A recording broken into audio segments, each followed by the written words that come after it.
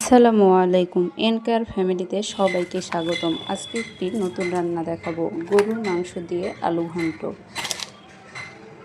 এটি বগুড়ার একটি ঐতিহ্যবাহী খাবার। গরুর মাংসটি প্রথমে গোটা মশলা, আদা বাটা, রসুন বাটা, লবণ, পেঁয়াজ, মরিচ সব দিয়ে ভালোভাবে মাখিয়ে নিব। লবণ, তেল সব দিয়ে ভালোভাবে মাখিয়ে নিব। মাখিয়ে এটি রান্না করতে দিব।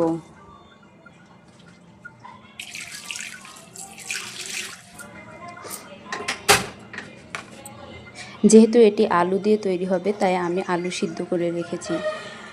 আলুটি ছিলিয়ে এটি একটু পানি দিয়ে গুলিয়ে রাখব।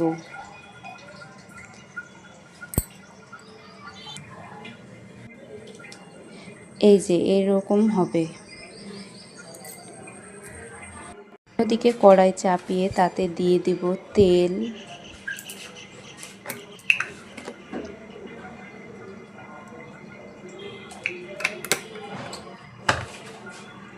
তারপর দিব গোটা মশলা, পেঁয়াজ,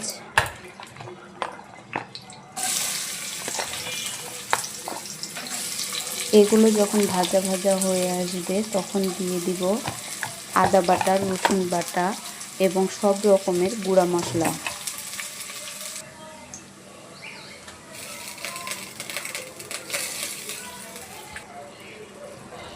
মশলাটি ভালো করে কষিয়ে নেব। মশলা যত ভালো কষানো হবে খাবারটি তত সুস্বাদু হবে। মশলা কষানোর পর ঢেলে দিব আলু।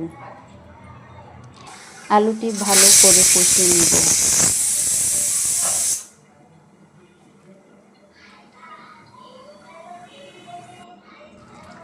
কষানো হয়ে গেলে দিয়ে দিব রান্না করে রাখা গরুর মাংসটি। তারপর আমি গরম পানি দিয়ে ৩-৪ বার পানি দিয়ে এটি ভালো করে কষিয়ে নেব। এটি যত কষানো হবে ততই ভালো হবে। এরপর আমি একটা মশলা তৈরি করে নেব, যার জন্য লাগছে দারচিনি, জিরে, সাদা এলাচের ফল, কালো এলাচের ফল এবং লং। মশলাগুলো টেলে গুঁড়ো করে নেব। তারপর এটি শেষ পর্যায়ে মিশিয়ে নিব।